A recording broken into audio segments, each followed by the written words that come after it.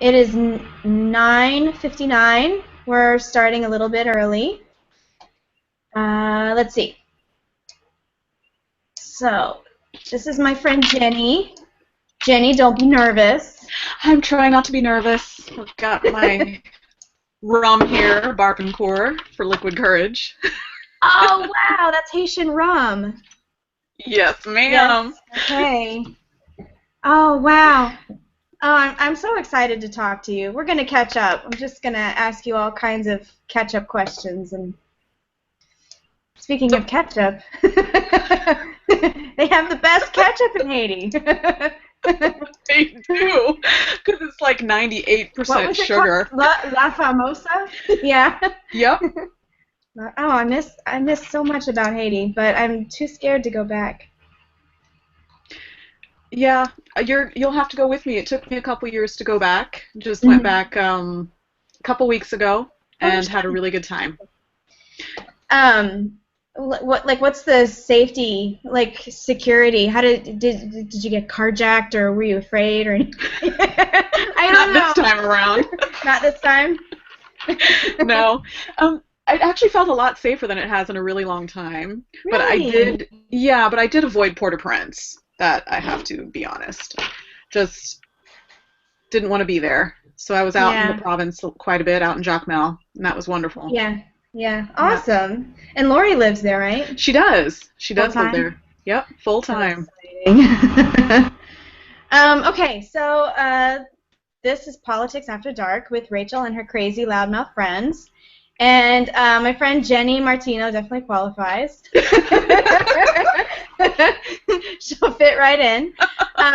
So we'll talk to Jenny a little bit here, more about race and identity, because I'm dying to hear your thoughts. And Kevin Rollins is back. Kevin always has a very interesting perspective and follows politics like a hawk. So we'll discuss presidential politics and the newest contender on The Price is Right, Donald Trump. Yeah, and he says he's going to run for free. He's not even going to ask for our money, so the price really is right. So there you go.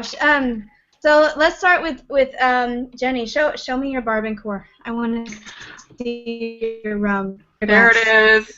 There's the bottle, so y'all can identify it when you're out shopping at the finest liquor stores. Yeah. Where is it carried in the States?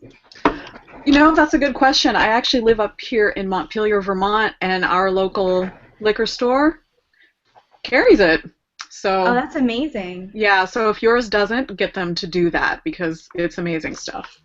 Okay, so let me introduce Jenny a little bit more thoroughly. I know Jenny from Haiti when I was a missionary kid for 3 years in Haiti. Jennifer was born and raised there, and her father is Haitian. And her mother is white, or was, she's passed. But anyway, so basically you have the same genetic makeup that Rachel Dolezal was trying to portray herself as. She told everyone she had a black father and a white mother, I guess. Yes. But I mean, so that's basically you. And Except it's real for me. It's yeah. true for me. Yeah. Yeah, so okay, I have no idea what your thoughts are. I just know that you have some. So Yeah. go ahead. Tell me what you think about the whole situation. Well, I mean, there's so many angles to take with this, and Yeah. I'm not even sure exactly where to begin. I I do guess I know. should have asked you a good beginner question Yeah. other than, what do you think? Yeah, because I think a lot of things. Yeah, let me come up with a good question to get you started. Like, what do you think about the deception? Why did she deceive people? Like, what was the point of it? Yeah, I don't know. I'm not a Is she psychiatrist. crazy? Yeah, I'm not a psychiatrist, so I can't say for sure that she's mentally ill. Um, But you do know a lot about mental health. I do know a lot about mental health, and she doesn't exactly resound with it. It seems like there are some pretty deep-seated issues there. Um, if we want to take it that route, if we want to give her that pass, or she's just a very deceptive and dishonest person, or she really does sincerely identify as something other than the race that she was born into. Um, but I wouldn't necessarily say that that's it. Um, with race and ethnicity and culture, these are all different ideas that we seem to mix together into one thing, and they're not the same thing. I definitely can identify with her longing to have her, and I can only speculate. I don't know what she actually thinks about any of this stuff. Yeah.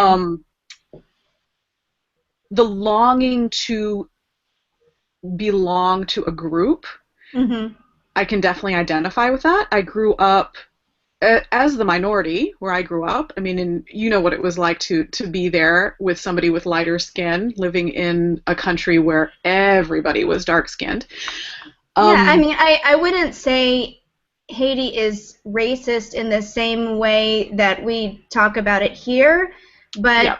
there was definite, I mean, you can correct me if I'm misguided here, but there was definitely um, a deep awareness of just the color of your skin, not just white or black, but how Yes. white and how black. And there's like a Exactly. hierarchy. Very much so. I mean, we have over 20 words in the Creole language just to categorize your appearance. And I think that that's part of the issue that America is facing, is that it's just very binary. You are Mm-hmm. black or you are white. And I mean, these concepts of race are pretty much social constructs, and for a long, long time, legally, if you were 1/32nd black here in the United States, you were black. Whereas being white is, I mean, there's not a grading scale for that. There's no gradient, you know? Um, so race, I feel that kind of needs to be tossed out the window a little bit. I think it's time that we move beyond that concept. I have a question for Yeah, you. yeah, You have a black father. You are every yeah, bit as black as Barack Obama. yep, But I would say that you look white. yeah. How do you feel about your like acceptance and your belonging in the black community? Like how do you relate to the black community in the United States versus in Haiti? Like just give me your thoughts and your experience. I'm Well, curious. the very first time that I ever realized that I had to even make a choice between being black or white was when I came to the States when I was 19. Like, I didn't understand that at all. Um, so black culture, white culture, the black community, the white community, I think it's really important to stress that these are things that concepts that only exist here, and there is this overarching philosophy that black culture is the same everywhere you go as is white culture, and Mm-hmm. I mean that's just simply not true. I did not. I was rejected outright by the black community. What does that mean? What do you mean by rejected? Okay. In the United States, my first semester of college, I walked into the cafeteria for the first time, and I was like, this is like 1955. There was the black students sat on one side, all the white students sat on the other, and it wasn't. Kiskea was not like that. No, not at all. Like I had never. It was such a shock to me. Kiskea is the school that we went to in Haiti, just for anybody listening, and it was, I guess, about half white, half black, Yeah. roughly. But I mean, I just remember the cool thing about it was I had friends in my little group, and if I walked away, I would have to really think. Now, is she black or white? Oh yeah, yeah. Like it was just. It was a I mean, non-issue. it was such a non-issue. But yeah, it's definitely divisive up here for some reason. Incredibly divisive. And the black community would not give me any time or space until they found out that my father was black. And it was the reverse with the white community. I had one friend who, when we were showing family pictures, and I innocently brought my family picture in, and she took one look at it, and she literally felt betrayed, as if I had been holding out on her, and she didn't speak to me for weeks because she found out that my father was black. And What? yeah, yeah. And my sister, who you also know, is actually quite dark-skinned. We have the same parents. Yeah, she's your full sibling, and she Yep. looks black, and you look white. Yep. Yep. It's like the most interesting thing. Yeah, and I do know a little bit what it is when we talk about the black experience in the United States. I've been only able to see it through her perspective and going places with her.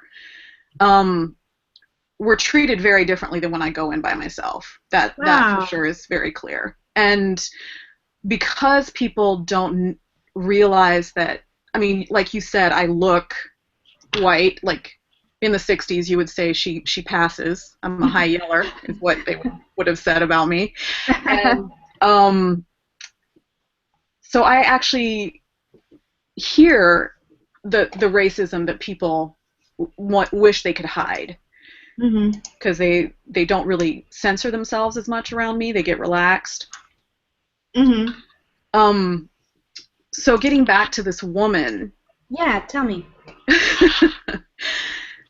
What a complex situation, because we have somebody that is clearly, in my opinion, doing something very deceptive to gain position and influence. Yeah. Yeah. And it looks if I remember correctly from the story, she got scholarships based on checking the box that she was black. Yep. She got certain positions in the community, like official positions, and she got like an academic positions. And I read that before she was doing this, like at Howard University, she actually sued the university for denying her a teaching position. And she said it was because they were discriminating against her because she was white. Yeah. So then she moves out to Seattle and represents herself as black. Maybe she's thinking, this is the community that I'm part of, and I guess if I'm going to be accepted, I need to change my appearance and pass. Yeah, exactly. And it's been very interesting. I mean, just even listening to that story, just all the institutionalized racism that we have in this country comes to light. The fact that just having access to certain positions, depending on what box you check, that alone is disturbing to me. And then I think it's sad. I think it's really actually sad. It's sad that she felt like she related to this community so much that she had to lie in order to support their cause. Yep.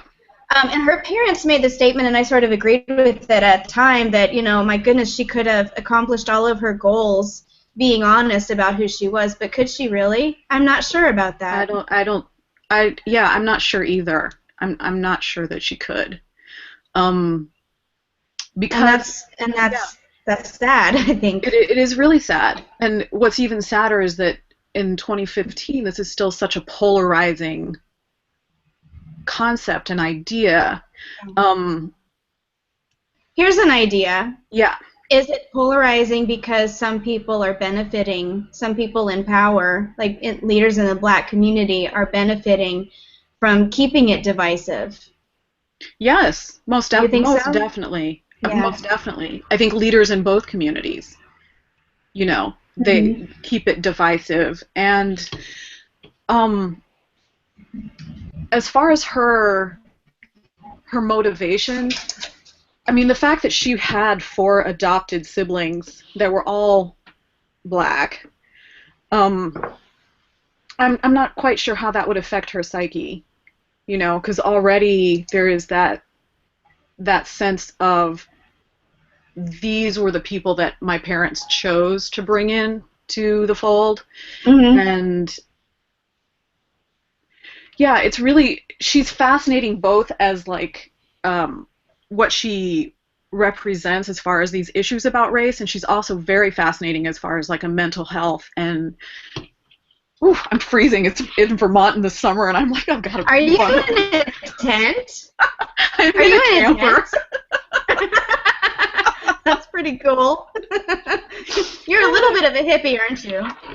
I'm more than a little bit. You're a lot of bit of a hippie. A That's the cool lot of thing it. about you. Yeah. Yeah. The other fascinating, well, the very fascinating thing about you is your take on nutrition and primitive living, and as far as mental health and eating and all of that kind of stuff. And yeah, so maybe we'll talk about food for a while. Okay. Um, yeah, so I'm on this weight loss journey where I'm counting calories, and it's going pretty well so far. But you've studied nutrition for Yeah. what reasons? For a lot of different reasons, I suppose, but Yeah. it was for my own mental health journey. The only Mhm. sustainable thing that I've ever found is really the way that I eat and the way that I feed myself has been the Mhm. only sustainable way for me to manage my depression. Mhm. And so once I figured that out in my own life, like kind of hacking all those sorts of things, I decided I really wanted to go and really understand the mechanisms behind it. And so I'm a nutritional therapy practitioner, and Yay. yay! And it's just really fascinating stuff, like just getting down to the root causes of all these different things, and it really makes a difference what you eat and how you feel, for sure. So what's definitely a no-no to eat? What is your list of no-nos and what's your list of yes yeses? Okay. What should I eat? Number one no-no is sugar. No sugar. Sorry. Yeah. Not even sugar cane sugar? Sugar cane, no, well, sugar cane, yes. Snuck that in at the end. Sugar cane, yes. You can eat sugar cane. Sugar cane, sugar, no. We No, will no, no, no. pretend this is not happening. So in other words, you do sin.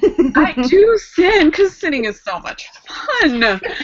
Um, so sugar is a definite no-no. Hmm. Grains are not a great thing to be eating either for mental health and stability. Yeah. Um, legumes aren't wonderful.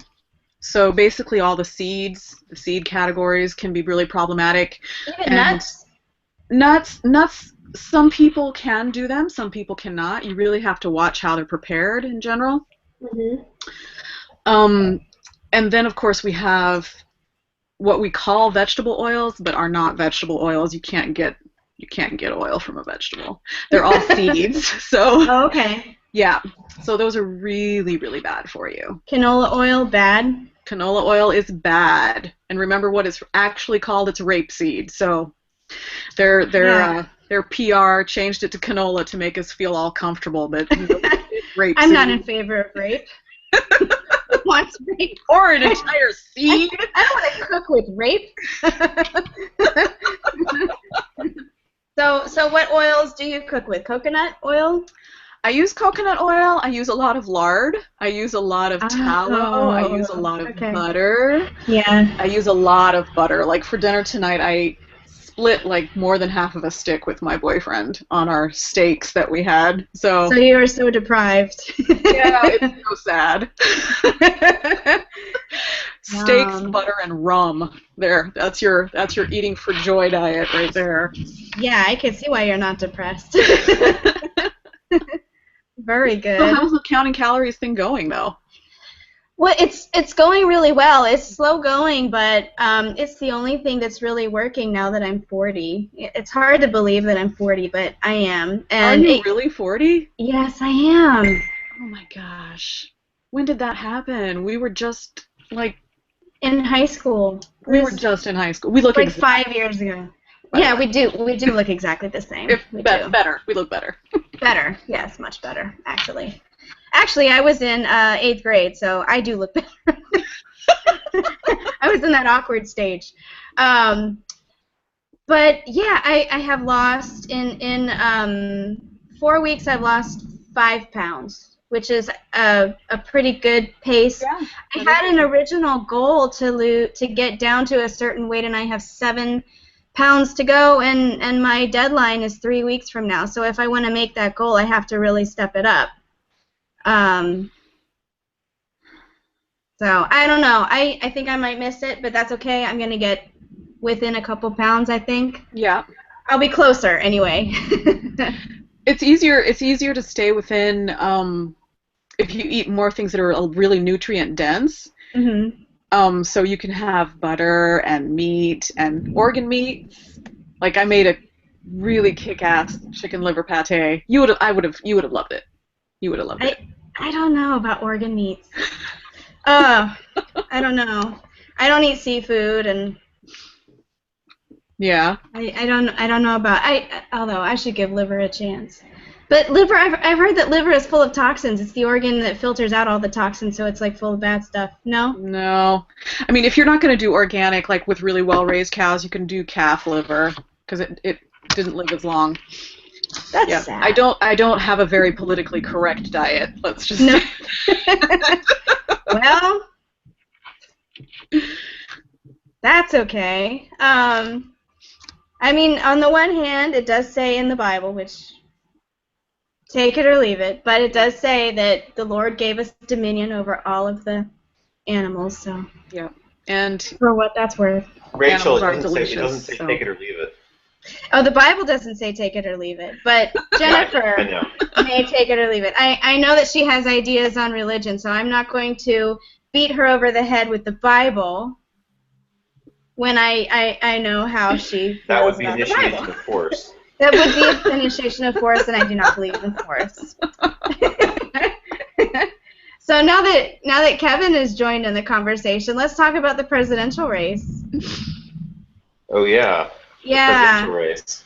So, Kevin, you're a big fan of the Donald, I hear. Big fan of Trump. Donald he's the man we need. You know, he's the kind of guy who can push a hard negotiation. Yes, You know, he wants to Donald- make America great again, and I'm in favor of that. I He think figuratively is going to personally build, figuratively and in reality, going to build the wall along the Mexican border because they're he's. stealing all our jobs. And, you know, I bet the wall is going to be like, glittering gold, like the Trump wall, and it's going to have like casinos every so often, and I would support that aspect of it. that could be cool, actually. Casinos along the border, and And you know the problem with free trade, Rachel, is Yes. that you just need really smart people to manage it. that's not contradictory at all. It's not a bizarre idea in the least. What else did he say? See, and here's the sad thing is that I guess it was yesterday when he made his speech and announced. I was hearing bits and pieces of his announcement speech on talk radio. He And descended from the heavens to bring his presence to earth.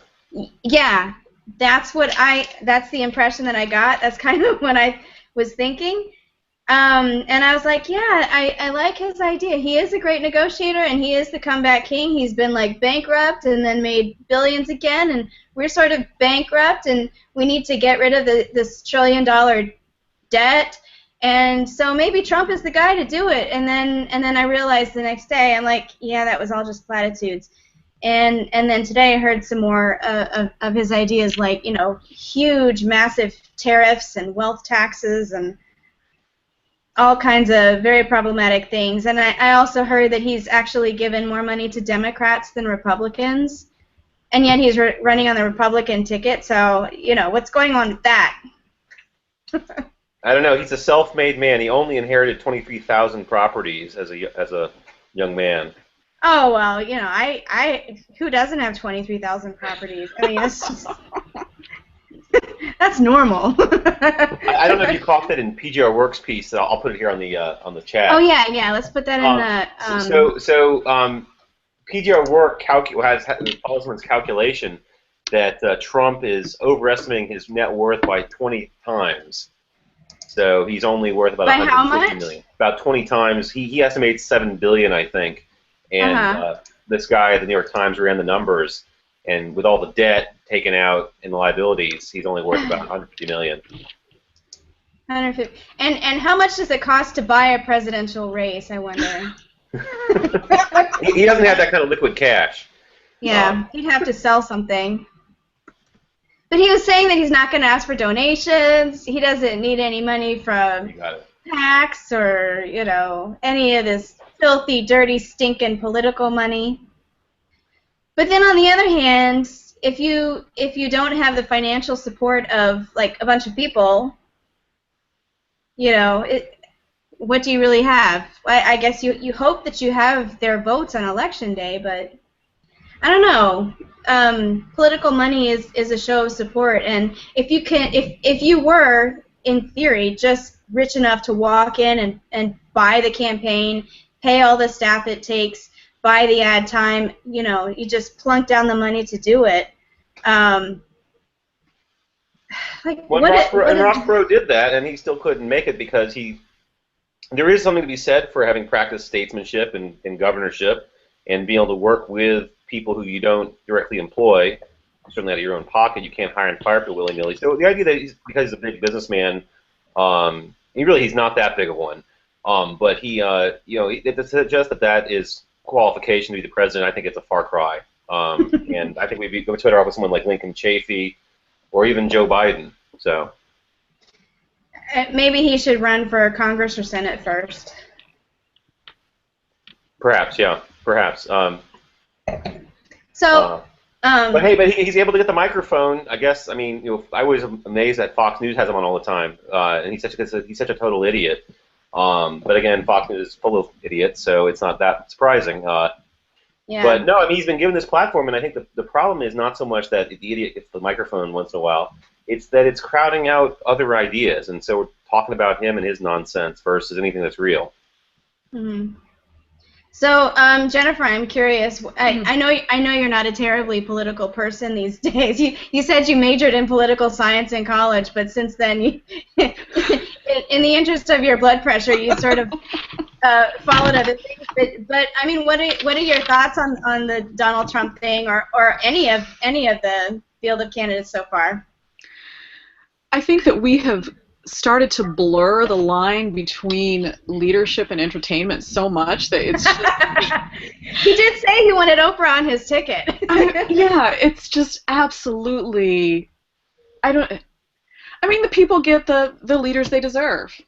I mean, that's pretty much what happens. And if this is where we are headed, in some ways it's almost advantageous, because if we can make it obvious what a farce it actually is, then maybe more people will be like, okay, we need to do something else. This is why I am a fan of Vermin Supreme. Do you know Vermin Supreme? No. He's running for president. He's the crazy guy that runs around with a boot on his head, and he is awesome. And his campaign platform is better dental hygiene for all Americans and free puppies, free ponies for everybody. I'm in.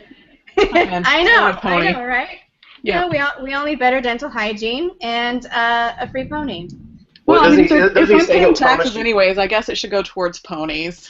Yeah. It'd be better than, bombing people on the other side of the planet that have never done anything to hurt us. Absolutely. Just spend the money on ponies. I'm a fan. I'm gonna put a link to Vermin Supreme. Because, yeah, you're exactly right. It is all a farce in a sense. And Donald Trump brings that to light. Yeah. Whoa! But Vermin Supreme especially.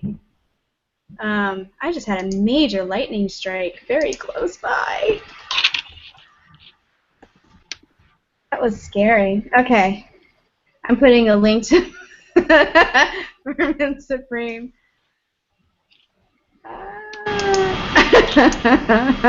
This guy's hilarious, and he's like somewhat serious. He's like in character or something. Wow. I mean, he's like so interesting. I'm Facebook friends with him too, so there's that. Yeah, Facebook friends with all kinds of famous people. So, like, who else is interesting these days, Kevin? Who else is doing anything interesting? What's Rand Paul up to? Well, Rand Paul has sort of fallen off my radar in the last several weeks since he did his huge thing. And they say he's taken a hit for it, and I think if that's true, it's kind of sad. Of course, he really did lose in the end. He won in the sense that he was able to, raise money. Certainly raise some money. But I think that the truth is, the Republican Party is very much the warfare party, the war machine party, and they love war. Yeah, it's a problem. It's a problem. And the sad thing is, I think that he is as much of a peace lover and non-interventionist as his father. He just doesn't see that there's a path for that in the Republican Party right now. Well, you have people like Lincoln Chafee, who is a liberal Republican. I think somewhat classically liberal, but just kind of a moderate liberal guy. He and a lot of people like him have left, and so that force in the Republican Party is not there checking the far right or checking sort of the red meat Republicans, as they call them. Mm-hmm. Jenny, are you a Democrat? Do you vote Democrat? Do you vote? and that's it's okay to say no in this crowd. It is totally okay to say no. I do not vote. And okay. Yeah, I don't. I wish that there was an option out there that I could actually tick and be all right with, but I'm not a fan of government at all, really. Well, see, then you're home. You're home. Yeah, I'm not a fan. I'm not behind the initiation of force in any way. And oh my gosh, I have a question for you, Jenny. I have a great question. Okay. Because I'll tell you later. But how has your experience in Haiti shaped your view of government? Ooh. That's a great question. That's a great question. Because it shaped my view politically a lot. A lot. Absolutely. I was raised in a dictatorship. Mm-hmm. So for the first... we have both been through coups d'etats and revolutions. Yeah. Yes. Both of us. We have lived through that. Yep. I've lived through an invasion that was called something different, but that's what it was. It was an invasion. The 80s, like the 89 thing? It was 93 when the Americans had boots on the ground. I've lived through so many. Do you remember when we changed government? I think it was like 19 times in just a few months. Yeah. But before that was a dictatorship, and it was really quite stable. And so politics was never something that was ever discussed at all. It just wasn't. There was no point about it. There was no point, and it was dangerous, very, very dangerous. Mm-hmm. I think the benefit of being raised in that is that you see pretty quickly that the emperor is wearing no clothes whatsoever. Mm-hmm. And to see foreign governments from an outside perspective, you can see them for what they actually are. They're industries of business and imperialism, and you get that perspective so much more clearly from another country looking in than you do actually here listening to Fox News and whatever. Yeah, and then listening to the media telling us why what we're doing is so awesome. Exactly. And then you're on the other side of it in another country and you have a totally different perspective. Exactly, and I can remember the first experience I had where I was watching American media and it was flat out lying. And that's when I was like, okay, so the control that media has over populations, whatever population it is. In other countries we call it propaganda, and here we call it something else. But nightly news. yeah, exactly. Mm-hmm. Exactly. But it definitely shaped very much my perspective on government and its role. And I have an almost pathological desire for freedom. It's almost pathological, I have to say. Like, I just really don't appreciate anybody telling me what to do. So yeah, you're home. We're your people. Yeah, I remember thinking, because I got there like right at the tail end of Duvalier. In fact, I think he had just been overthrown, and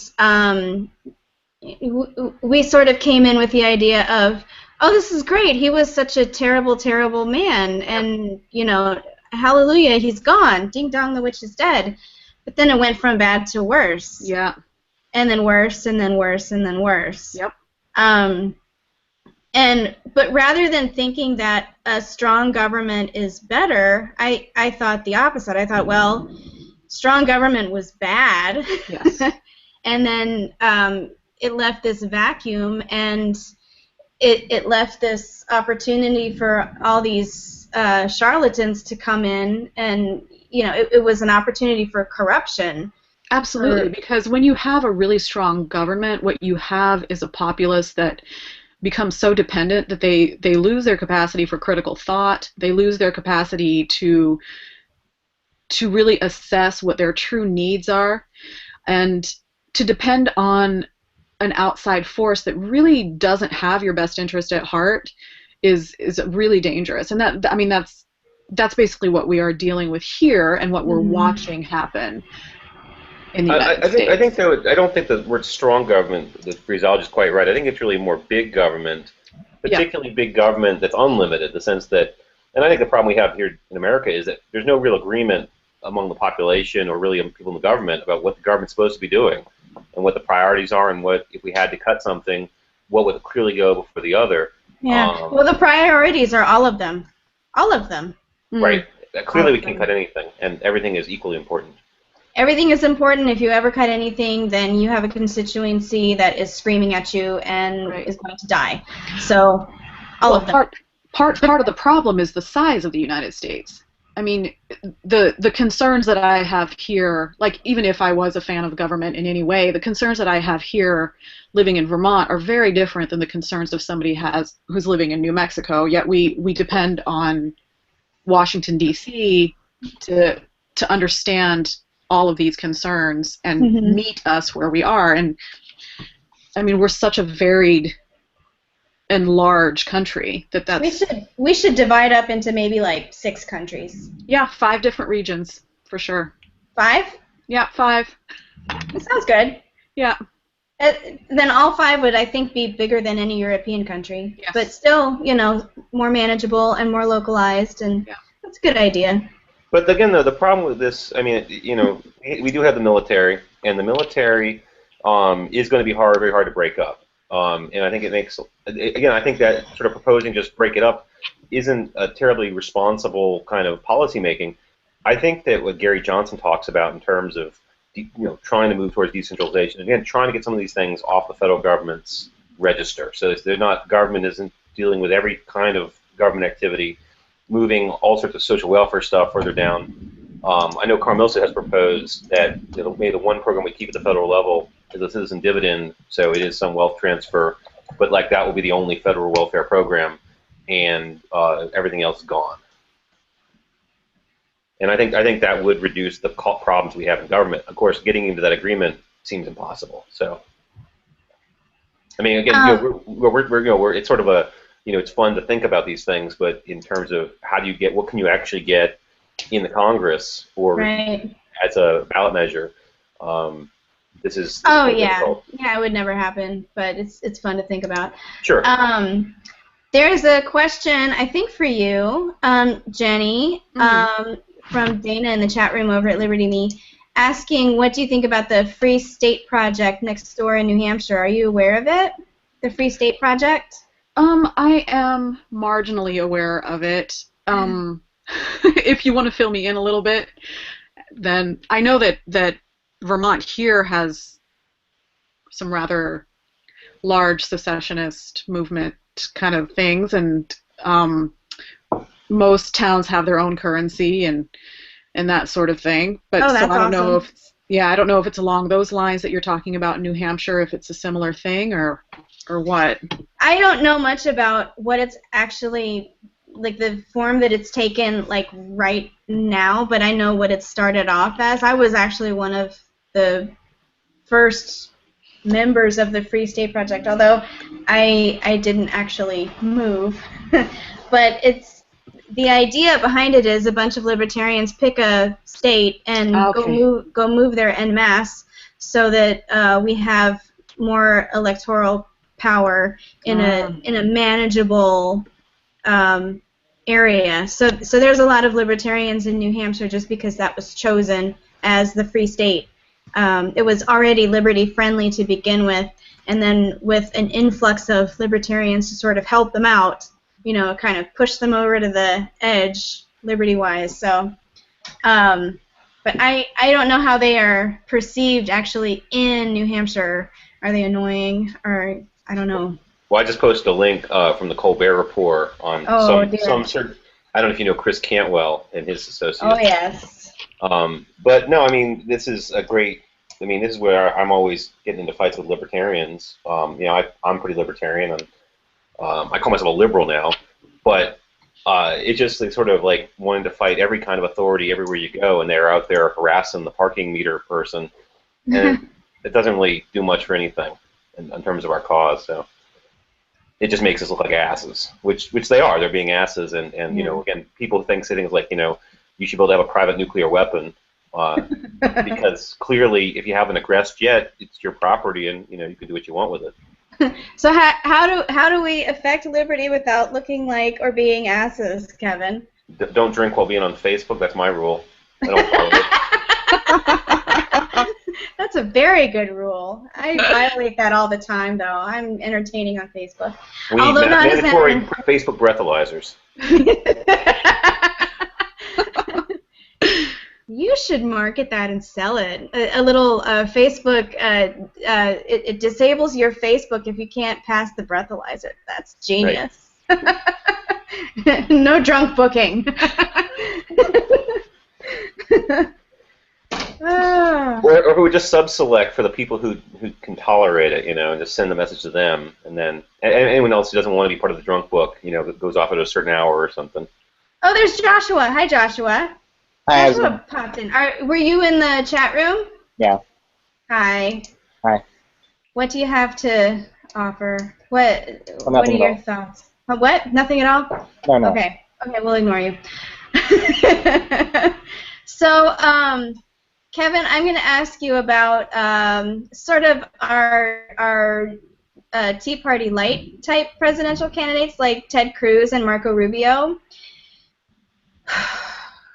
Do you think Ted Cruz is Tea Party full on, or just the wrong kind of Tea Party? Yeah. He's the Mad Hatter Tea Party.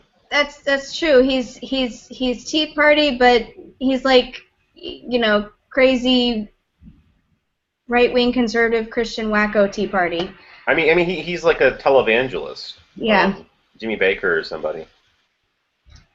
Basically. What do you think about Marco Rubio? Well, the buzz is that he's the guy to go to. He's young, he's handsome. I haven't read his book yet. Again, I don't. For most of these people, I don't hear that many serious policy statements from. I think that even Jeb Bush was more clear than the average in his announcement speech. And again, that's not saying much. If you had to put money on it today, who do you think the nominee is going to be? If I had to put money on it, mm-hmm. I could see Marco Rubio getting the nomination. I think that Bush would be the nominee if his brother hadn't been president. I think he's probably a pretty slick campaigner, and he seems like an affable guy. And I don't think he's a stupid person, but he's part of the establishment. I think Jeb Bush is like this cycle's Rudy Giuliani. It's like he seems like he's just been coronated, like he's obviously the front runner, but it's just not gonna go well. But his views are actually in line with the majority of the Republican Party, where Giuliani's is much more socially liberal. He's also a New Yorker, and that's not where the party's base is. Yeah, but his brother, George Bush, ran such a beautiful peacenik campaign. I mean, it was such an inspiring campaign, and then look what the presidency turned into. Right. So I But, I, but, I but, don't but remember, you're I not a don't know that Republican. people You're not can a be regular fooled Republican. again. Fool me once, but fool me twice, and you. I don't know.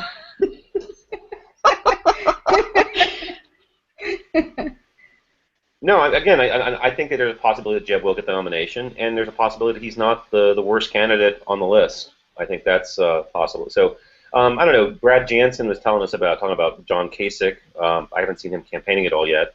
I think Carly Fiorina might have been a good candidate if she hadn't run HP into the ground. There you go. I But then, of agree. course, all of her attacks on Hillary just bring it right back to her, and so I don't. She's really, unless she might be vice president, but that's about it. Do you think anybody but Hillary is going to get the Democratic nomination? I think Hillary will get the Democratic nomination. Yeah. Yikes. Just not really much of a contest there. There's just like no challenger. No one has any machine anywhere close to what she has. So, Yeah. and she has, I think the president's supporting her, and Biden is supporting her. So, Biden conceivably could contest her, but he's not going to. I'm actually on video. Okay. But Well. What else should we talk about? I don't know. I'm sorry. I'm in a super low energy mood. I've been doing politics like for 2-3 days straight, 12 hours a day, and I'm just. There's only so much anyone can take of it. It's Yeah. ridiculous. And you know, there's a lot of laugh. I feel like I'm losing my mind sometimes. I'm sitting here just laugh to myself at how crazy it is, and then I realize I need to get out and see people and get off Facebook. Yeah, it's a farce. But this is, I mean, you know, we do enjoy politics, but I think that there is something that's rotting about it that ruins people. Well, it's like sports, you know. It's entertaining to a certain sociopathic personality like ours, but you know, in the end, does it really matter? It's all a farce. It's just a game, like sports. Yeah, and in America we do everything big, and I think I've talking to friends of mine in various places up in Canada, and that politics isn't done the same way everywhere. I mean, you know, obviously people, you know, they want to get power. But I think in America particularly we have this, maybe it's the First Amendment, maybe it's simply we don't have any kind of social rules about how far you can go. But I don't know. I think it seems like this is the idiocracy that Mike Judge predicted. Absolutely. Hey, Kevin, do you ever go to Freedom Fest in Las Vegas?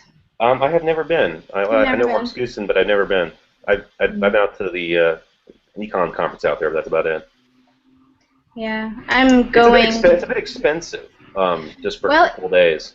It's Vegas, so yeah, it's expensive, but it's worth it because it's so Well, much Vegas fun. is cheap, but the conference is a little expensive. So, Yeah, you know, I mean, as far as conferences go. yeah. And I like to go to Vegas and just play poker. So, Yeah, that is fun.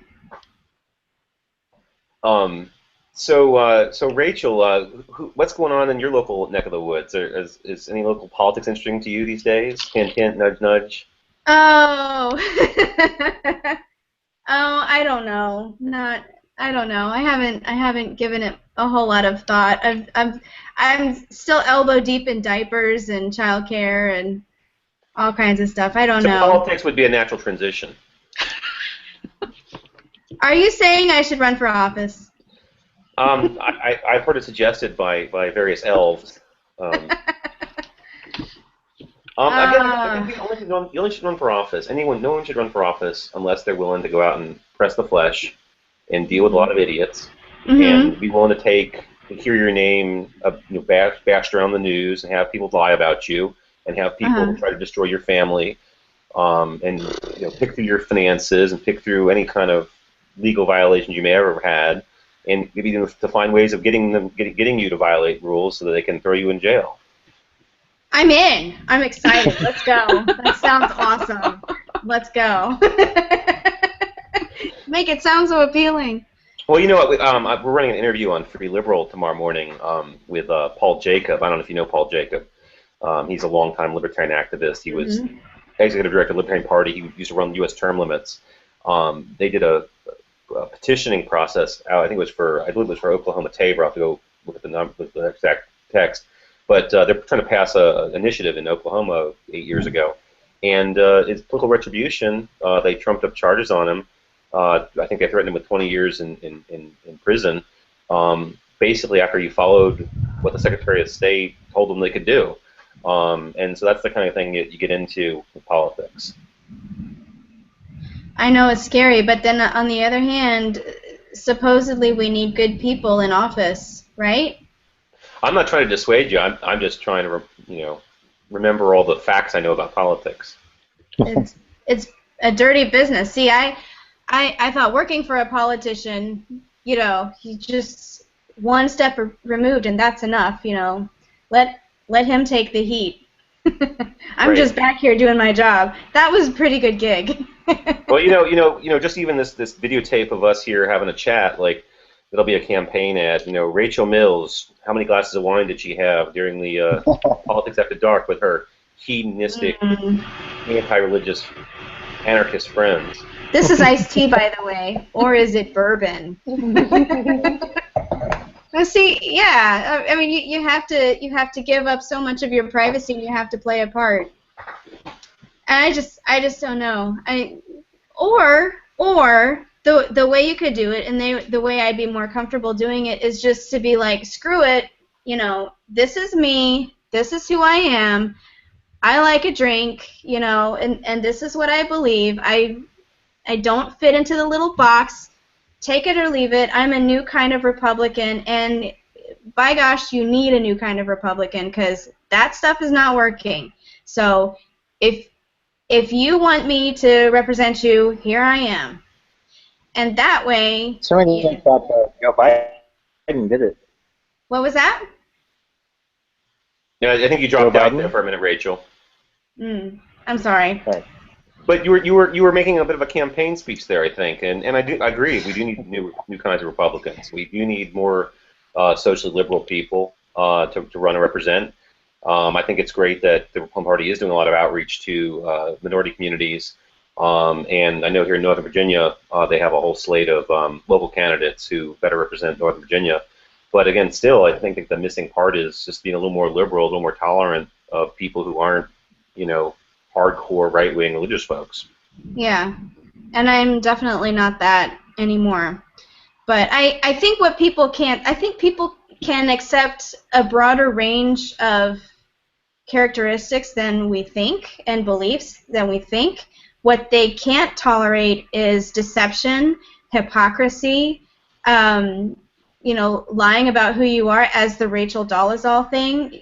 I don't know what about that blows our mind so much, but that's been in the media cycle for days. But people they have such vitriol for deception and hypocrisy.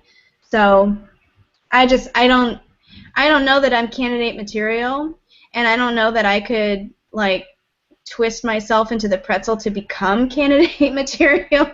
But if I was a candidate, I would just be myself and be like, hey, this is what I believe, this is what I would do, this is why I'm the right person for the job, take it or leave it.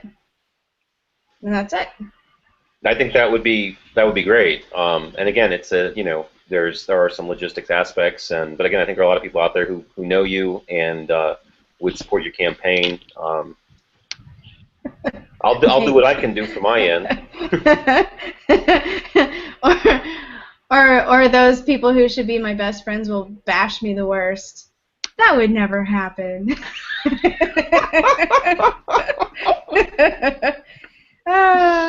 Yeah, I don't know. That could be a great tell. Things I heard her say. Some untrue notes from the libertarian movement. Well, I know the Libertarian Party will hate you for not being a libertarian. Oh, yeah. I can't make them happy. Yeah, that's the thing is, talk about identity and wanting to belong to a group. I help the Libertarians, and then the Republicans hate me, and then I help the Republicans and the Libertarians hate me, and then I can't make nice with either one. So, because I have no loyalty. Right. I think it's more so of a problem if you're trying to be a Republican Party leadership person, or for that matter, a Libertarian Party leadership person, I think candidates can get away with some degree more going back and forth. But I do think that that's part of a principle of being in a major party is that you support the team, even if you don't give them like your full-throated support all the time. You basically don't run against them. You don't badmouth the leadership. Yeah. And that's a hard thing. I'm independent because I can't do that. Yeah. Because I like badmouthing people. It's a problem. It's a problem. But I mean, I have made the case that, that my support of Sean Haw actually benefited the GOP. And I think there's a case to be made for that, a very strong case. But still, it could be easily turned against me.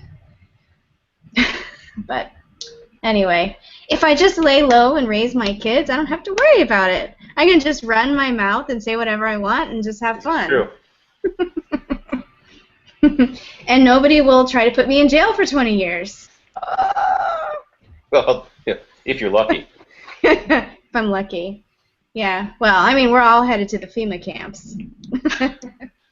Well, yeah. Well, if you were in Maryland, Rachel, you have to worry about your kids walking around in the street in front of your house without, direct adult supervision all the time. Because in our bureaucratic state, obviously, children must be passed from custody to custody in a continuous chain of responsibility, or else you're going to jail. You're a bad parent. I lived in Maryland for 8 months, and I will have you know that it's legitimate there because we had homeless people sleeping in their cars in front of our house in Maryland.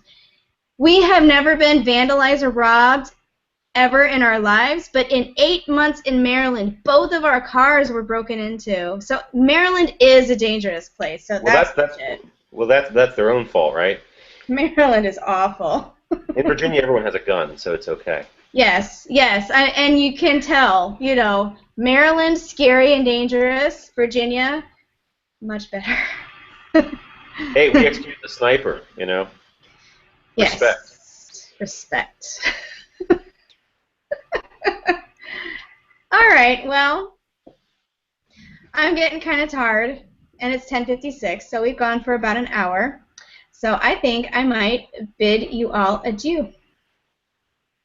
Any parting shots? Parting shots, Jenny? Thank you so much for inviting me. This was very entertaining, and it was great to see you and get caught up, and loved it. Thank you. Awesome. It was a joy to have you. Okay. Thank you, Kevin, for coming back. And thank you, Joshua, for popping in, even though you didn't say anything. Maybe next time you'll be a little more talkative. Can I ask for one thing? Can I ask you all to put your Twitter handles in the chat? Oh, Twitter handles in the chat. That's a great idea. Totally gonna do that. @LadyJade is me. Great, thanks. Jenny, do you have a Twitter handle? I think I do. I haven't been on Twitter in a long time. But okay. I think it's @MartinoJenny, I think. @MartinoJenny. Okay.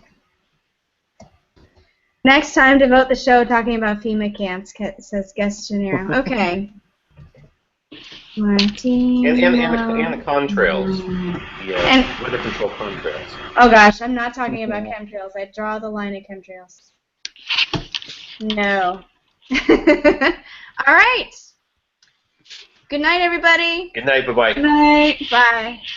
Nice.